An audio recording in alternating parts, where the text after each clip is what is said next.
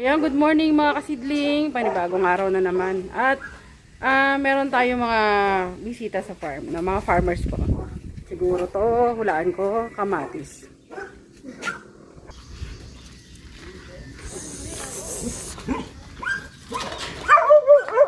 Karina. Ayan. Fine weather. So, December pa hindi masyado malamig. Kaninang pangalan po? Check ko lang Ay, good morning po. So, order nila kamatis. Fully paid na. Nagpa-reserve sila nung nakaraang araw. Ang problema, dahil nga nagagalaw yung ano nila. Yun sa dulo ba? Ayun. Ayun din, bye. Ayun, mas malaki. Medyo malaki naman. Problema lang ito yung panigang nila. Ayan si Andy at ang ating panauhing bisita. Hey. Tada! Ang bisita natin si Nanay, galing ng Cebu.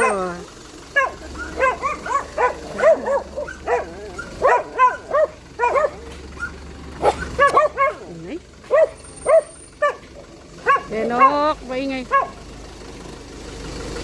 Nabili kayong sitaw? Walang nabili. Anak ka lang. Ayan. Si Mother Kasidling. Si Nanay Kasidling. Ayan. Baba mo muna to. Halika, dali. Iya! Pasyalubong. Umbong. Obong. Nanay. Yung tinuro ko sa'yo, Nanay. Ay.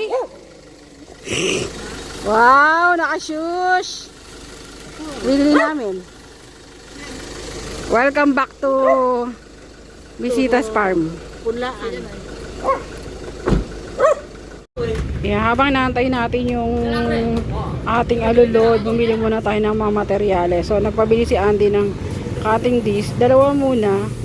Kasi bibili tayo sa online, mas mura. So, ito yung presyo nito ay 200. And sa online, nasa 60 pesos lang yata. Ayan. Tignan natin kung compare natin mamaya. Cutting disc at saka para sa grinder. At saka yung nire-request ni buy na thinner niya. Hindi ko lang alam kung gaano pa karaming pintura yun natira sa kanya. So, balikan na natin yung atin pong pina-bend na stainless liso.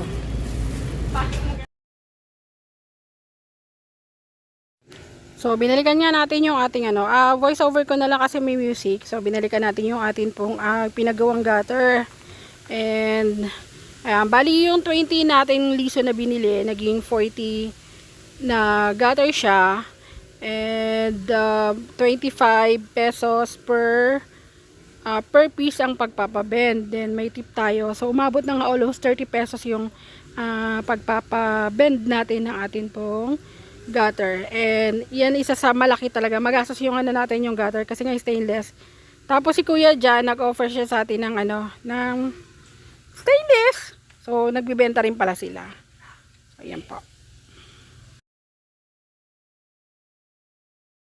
Ayan mga kasidling, din nakapag-video masyado kasi nga may music doon. Alam nyo naman, kailangan pa mag-edit. So, ito ay yung pinabend natin. So, dapat 40 yan. 2, 4, 6, 8,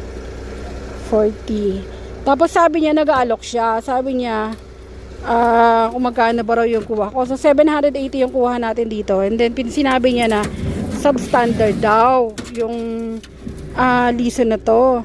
Sabi ko, ba't ano ba ang problema? Kung tinatanong niya kung pang matagalan. Sabi ko, pang matagalan. Sabi niya, mas maganda raw sa susunod, mas makapal daw yung kunin ko. And, so ang ending nun ay, nag-alok siya sa akin. Nag-alok siya ng liso nila na 0.4 daw pero makapal. So, ito daw kasi substandard. Yung bigay na lang daw niya sa akin ay 1,000 kasama yung bend. Yung bending kasi sila 25 pesos. So, lilibrahin nila lang din yung pa-bending. And, ano tawag dito? Kasi, Ito, pinakita siya sa akin na ano eh, kinakalawang na area. Bakit? Okay, sige. Ay, papandugtong. Iakit nyo na lang uli. Sorry. So, idudugtong-dugtong ka pala. Ay, sabi ni Andy, ang isang hilera nito, yung sa ganitong sukat ng greenhouse na to, mas maliit kasi to eh.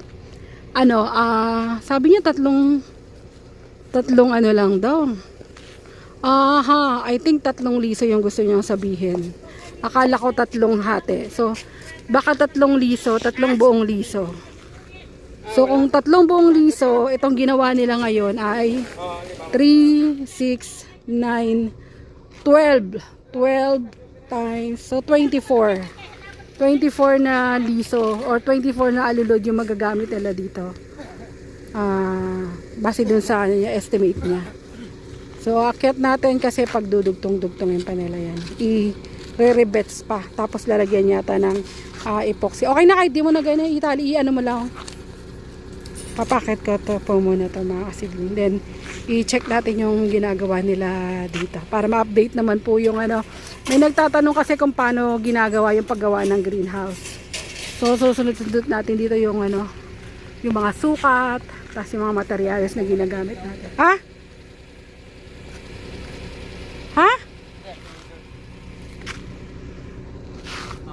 Anong ginagawa niyo dyan ba ngayon?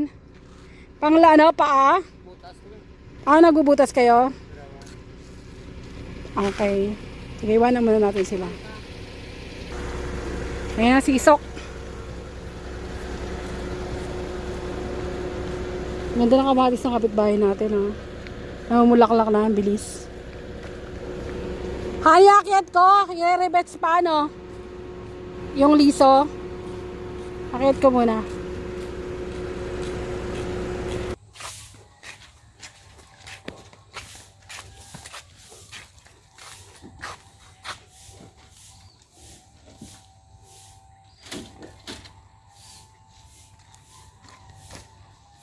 Parang di maganda yung pagkakakat nila nung ano.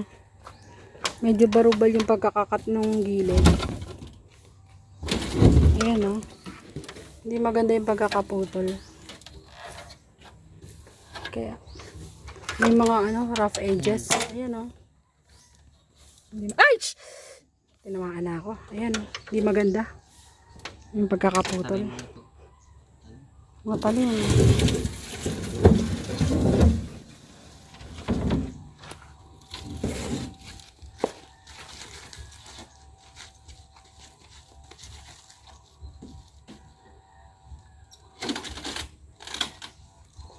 One last one. Ay, may ano pa, oh, may thinner. Yung thinner mo ba? Dinamihan ko na. Nag-order ako online. Ayun, sabihin ko nga pala. Yung cutting disc, ayan. Cutting disc ba yan? Ayan, cutting disc na to, nasa 200 pesos per piece. Akin na ba?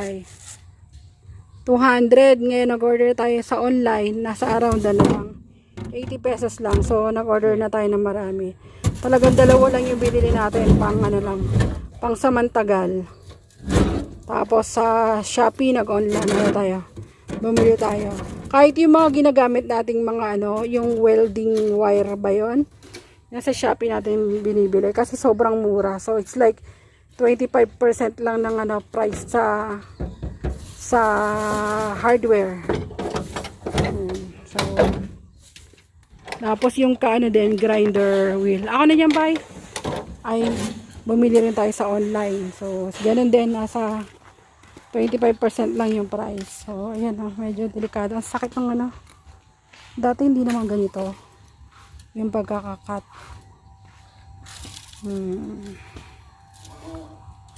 Ayan na. So yan yung mamaya i-video natin kung paano na-revets yung mga pagdudugtong-dugtongin yung mga alulod natin. Yeah, good morning again. So, naglilisan tayo ng ating yung mga nilatag nila. Tinatanggalan lang natin ng mga excess na lupa sa gilid-gilid. Mga kasidling, dugtungan natin ng ating video kahapon. At ito na nga si Nanay, second day. Kahapon ba nagsimula na siya magluto? Second day ay nagluluto pa rin siya. At si Ate May, yung yung chef natin. Chef ka, May? Apprentice.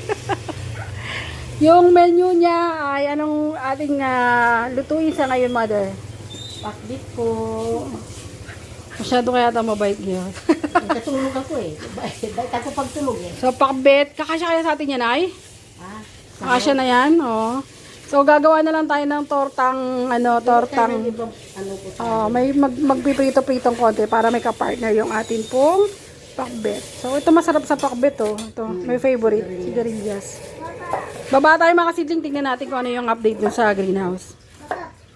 Natin dito yung ginagawa ni Ate May na paglalagay ng mga giveaways natin. Hi! Anyong! Kasya! So, ayan. May may pachichirya pa. Ito yung mga giveaways natin sa mga tauhan natin. Konti lang yung laman yan, saka ko na lang i-reveal. Pero, reveal na? Kakaya naman. So, may konting pang yan, pang spaghetti. Ano pala, may gelays din pang spaghetti package. Set. May konting chocolate. Yan, para habang inuwi pa lang nila, inaam-am na nila. Tapos may pachichirya ng konti. Pampadami baga. Filler. So, pang mga more than 10 person. So, tapos meron pa yung may iba pang kasama yan. Nakuha natin na libre. May pabigas pa tayong konti. Ayan. Pasilip lang po. Yan, silip. Ayan, ito yung iba. Hi, Mabi! So, yan po ang ating pa-Merry Christmas sa ating mga tauhan. Tapos, konting cash. Tigsi 50 pesos. Char. So, yan po. May pang-spaghetti sila, panghanda ng konti. Baba tayo para tingnan natin yung mga trabaho nila, Andy. Bisitahin natin yung ating construction or yung pagtatayo ng ating greenhouse. And tada! Yan si Kuya Jason. Naglalagay na siya ng para sa atin pong patungan ng pula. Yung baka sala-sala uli yung gamitin natin dito eh. Malaki-laki, no? Sakto din para sa kawayan, no? Hindi nakagaya ng dati, sobrang lalaki ng butas.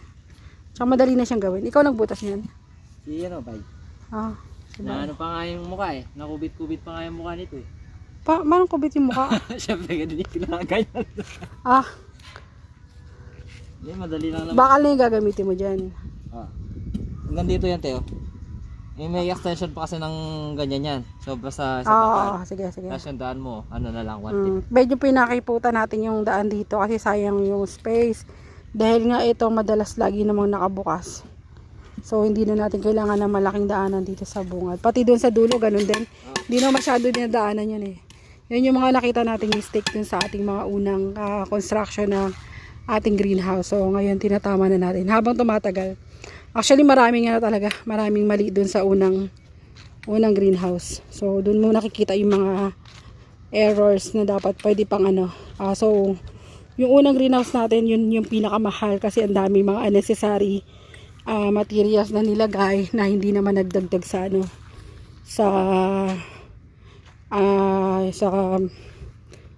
sa building integrity ng ating greenhouse. Yan, sila ngayon ay kinakabit na pala nila yung mga lahat ng mga malilit na arko sa dulo. Tapos nilalagyan na nila ng, papansin ninyo, medyo pababa mula dito sa kanto na to papunta dun sa dulong arko, pababa siya. So para iniiba natin yung yung angulo niya. May konting, pero masyado yatang mataas yung nila compare sa dati. Yung kanilang arko dito. Mas mababa kasi yung dati. So, ayan siya. Pansinin nyo po. Ayan. Pababa siyang ganun. So, yan? For aerodynamics. Para medyo, yun nga raw po, mababasag ng konti yung hangin. Kasi magkakaroon ng ibang mga direction. Ayan. So far, 1, 2, 3. Matatapos na nila yung malamang yan pang-4. So pag natapos yan, sinasabay na yata nila yung wiggle wire. Nakita ko doon may wiggle wire na.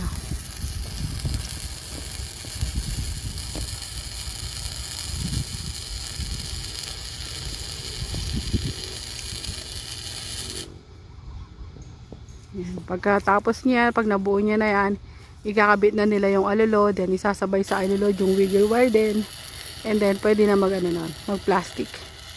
Pag nag plastic sila, dapat hindi mahangin.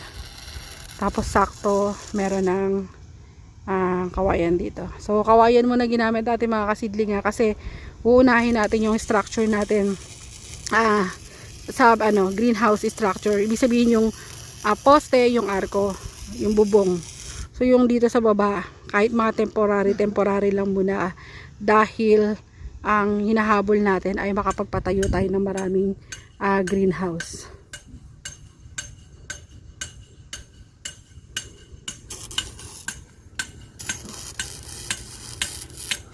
And kung saan kayanin yung budget natin. Tapos siguro papahabol na lang natin later on kapag nagka-budget tayo, unti-unti nating ipang permanente yung yung mga lamesa natin. So yan, galing na Andy astig.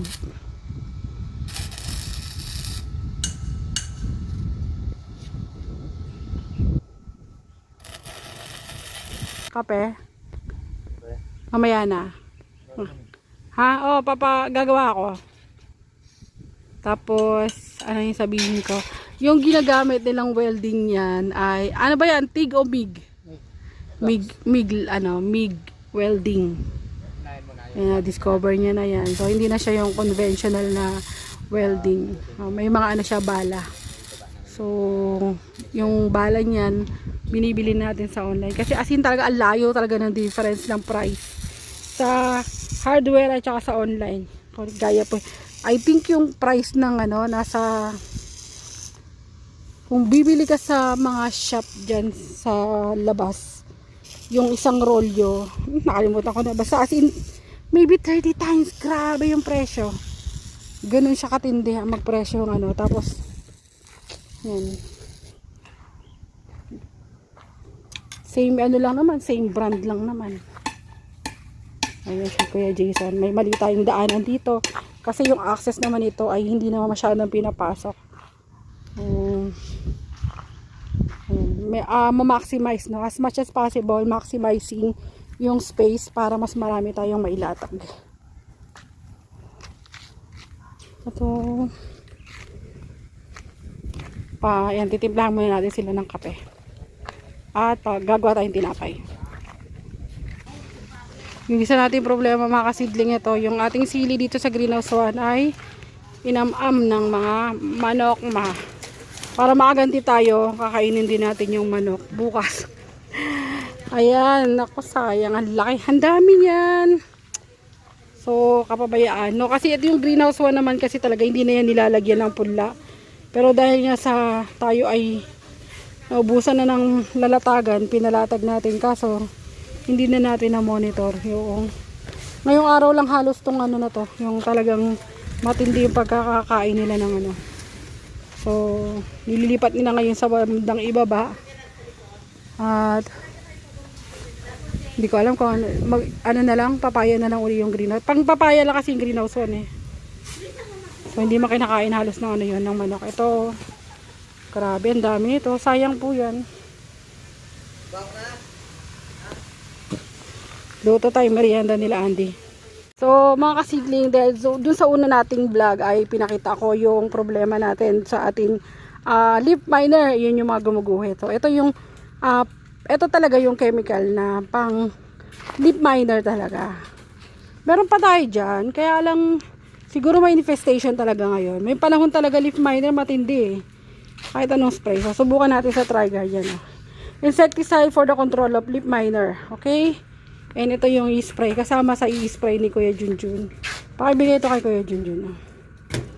Yan. Mamaya ay atin pong, ayan yung mga programa niyang spray ngayon. Kasama yung may chemical. Pero hindi sa atin chemical yun . So yan, magluluto tayong merienda nila auntie. Pero before that, wash natin yung ating hands kasi humawak tayo ng chemicals. So yan. So ilipat nila and then si Tisoy ngayon nagluluto. Alam naman na ni Tisoy yung trabaho na yun kasi dati niya nang ginagawa yan. Gawa natin sila ng ham and egg sandwich special. Kasi libre yung ating ano, yung ating head ng labor. Kaya kailangan masarap yung merienda. Kaya medyo masaya si Andy. Hindi siya masyado mahilig sa ano, sa pagkain kung ano-ano. Mas gusto niya yung mga simpleng pagkain lang. Saan ka pala galing tayo? Ang panggatan ni Ham and cheese na lang, wala na lang egg.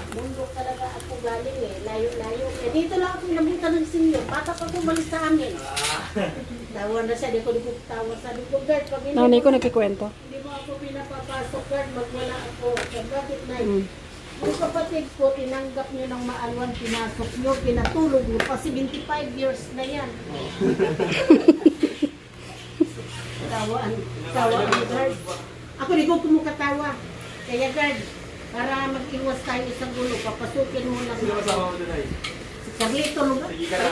Hindi ba? Diyan ka lang punta ko dito sa pinto. Siyempre yung guard dyan sa pinto. Sabi ko guard, may sasabihin sa likod ko. Kuya, kunin mo nga yung cheese na ano, kwadrado din sa rep. Ayoko na nito. Ay, sabi ko, ako ba guard? Bata pa ako. Dali, balik mo to na. Yan cheese sa gilid. Sa layo ng biyahe ko, nabutan na lang ako ng senior guard. Ayan, yan. Saan ka galing, Nay? Yan. Mundo po kasi ako galing, di ka magugpo sa kabukiran Pampanga guard nga kay mauna mala na ako igsuon. Wow. Ulit lang yun ko. Now, mauba. Iman ka mo po pasudlong guard. Iman sa to akong pagkumangkol nga nagbantay. Kaya di ko pasudlong kay senior man ko. Muhang yun lang po guard na. Ayun lang po yung sita. Pasudla lang po ninyo. Gano'n ba na? Mangisog ko kung manin guard na magdamuan ko sa tao. Mangisog yun ko. Nga mo manay. Ako gula igsuon guard. 75 anyos na guard. Inyo gidawat nga wakawit iklamo niya. Inyo pagundang ipakatuhog nila. Ya ako magkulang ko nagsisinta guard. Ako hindi ko ninyo pasudlong. Ay, sus na. Gawa muna tayo. Unya dahil. Mga silibay, kwenta pa ba itong vlog natin? Pag-atin tayo ng kape. Yan lang may roll natin. Hindi, bababa yan lang. Ay! Alam nyo yung magiging problema natin. Dahil sem break na, no? So, yung mga bata, gusto nila ng trabaho. Para may pamasko. Natapat naman mga kasidling. Oh my God, may rainbow. Natapat naman mga kasidling na wala tayong trabaho dahil maliliit yung mga bahay kuya. See you later. Pamangking ko po. Natapat mga kasidling wala tayong mga punla. So, problema natin yan kung ano ipapatrabaho natin sa kanila. Siguro kahit mga maliliit na pula, ipapatinor na lang natin para may trabaho lang sila. Ganda ng rainbow, kitang kita po rito. Sabi ni Mabi kanina, lalak. Malaglag daw siya. Tara. Lalak. Doon tayo sa kabila na. Hindi dyan, dito. Merienda time. Timbok mo. Ay, sili natin January na, sakto na. Sorry. Taiwan? Nakakutano ka maris January? Di na. Sili na lang. Ba ito? Pamakasan ka mga. Pamakasan ka mga kanyan. Isa ng kopa. Ayan, tayo ng kurobin niya may 2 kilo kanya kaya. Wag kaya, makita nila umakit. Babay ka ba? May sitaw na. May sitaw yan? Oo, ayan. Bawat kalawa. May sitaw na yan. Bago pa lumaki yan, patapos na nga naman ah. Oo, namimikas ka na. Relay cropping yung ginagawa niya ngayon dito sa kanyang ano, kamatis. So, next na kamatis niya sitaw. So, tinanim niya na yung sitaw niya. Wala lang buhangin, ako nalang kakasa dyan. Yan, sa miser. Malamig nga yung kape, no? Daming bungal. Doon lang sa naman sa ano, yung pinagtaniman ng ano, yan. Bawat ikalawa, mabungal. Ganyan. Lalak, kaya ano, pwede naman lang. Namatay? Binubunot ko lang. Punta naman si Kuya Junjun. So, ito may programa tayo ng spraying. Dahil nga doon sa na-experience natin or nakita na witness natin problema doon sa ating greenhouse. Sa ating nga pula, sorry. Ayan, programa ni Kuya Junjun spraying ay more on Trigard. So, ayan. Yung kanyang Trigard. Tapos, complete with fungicide and dalawang klase yung fungicide natin dyan. Hindi na masyado mafungus ngayon. Tama ba? Kaya yung fungicide natin ay light lang. So ito fungicide and ito ay fungicide din. Serenade. Tapos meron tayo dito Kotetsu. Tapos ito yung Trigard natin. So ito yung para sa kanyang mga leaf miner. Well, nabanggit ko na yun kanina. So, 5 ml lang yung in-apply natin and then tingnan natin yung result bukas. Yan. Tapos yung isa pa nating gagawin dahil nakita natin parang may mga phytotoxicity dun sa ating mga dahon ng ating punla ay kailangan pagkatapos na mag-spray dahil minsan mainit sa umaga, pagtapos mag-spray, it's either na banlawan o kaya lililiman para hindi matamaan na matinding sikat ng araw. So yun yung nagiging cause minsan pagka may chemical tapos nainitan siya. Then ito. Ayan So sa tingin ko it happens talaga minsan na may panahon talaga ang leaf miner. And I think ito yun. No, naalala ko tama ngayon. Hanggang January. So kung kailan may mainit tapos malamig yan. Ayan yung ating leaf miner. Ayan, natutulog siya dyan. Yan siya. Ayan. Yan yung leaf miner natin. I-zoom ko mga kasidling. So, talagang marami siya. Ito yung isa. Ito yung kulay dilaw dyan. And then, dandahan lang. Nakakahilo. Ito. So, yan. Nasa loob sila. Tapos, kinakain nila yung loob ng dahon. So, hindi naman malaking epekto. Hindi ako sure kung ito yung nanay nila ha. Wait lang ha.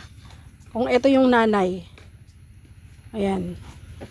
I-google nga natin yung mga kasidling kung yan ba yung nanay. Wait lang po.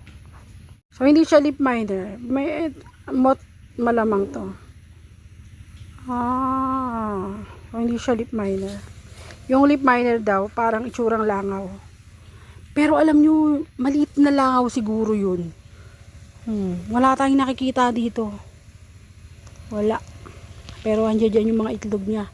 And sobrang dami. And talagang nangyayari sa cycle ng natin yung mga kasidling, no. At ngayon lang natin nakita. So yan, nagkakos din siya ng mga ganyan, no? Mga leaf burn. So hindi lang siya talaga magandang tignan.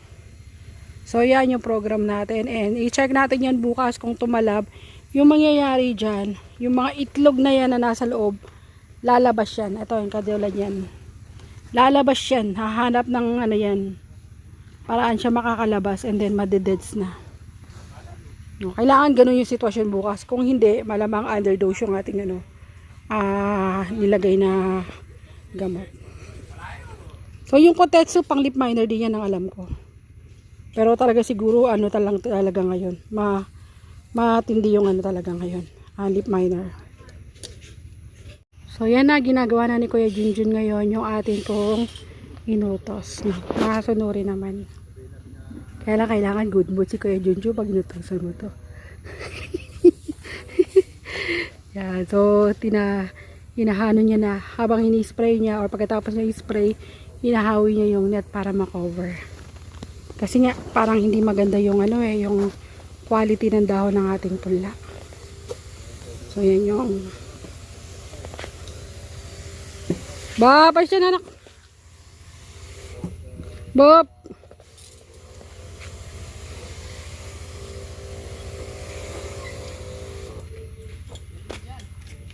Yun. Thank you. So yan, busi lang ngayon ng bubusan nila yung pinaka lagayan ng lamesa. Medyo mabagal lang ating pag-iisip. So para pampatibay yan, tapos alam naman natin na yung madalas mabulok talaga dito yung pinakapaa niya. So yung pinakailalim niya nabubulok talaga yan. So try nating labusan ng semento kung mababawasan yung pagkabulok niya or babagal.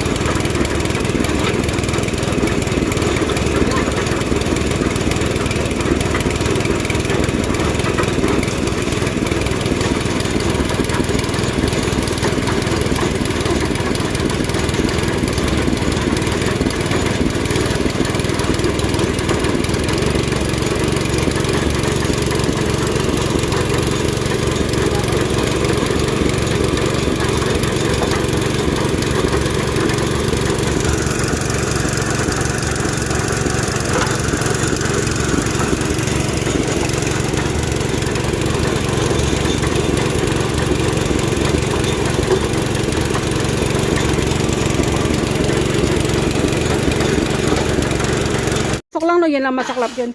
So mga kasidling, dito natin tapusin ang ating vlog. Pakita natin sila eto hilaw pa to. Yung mabilis lang naman oh. Usok lang talaga. Pagka sinisipag ako sa gabi, ginagawa ko yan. Charot. Okay, tumatalab naman pala oh. Yung init.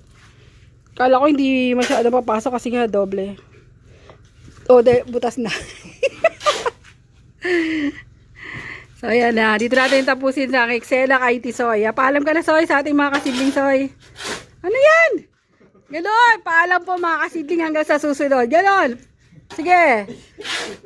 Ay nako, hindi kita titigila, sabi mo mula. Salamat po hanggang sa muli.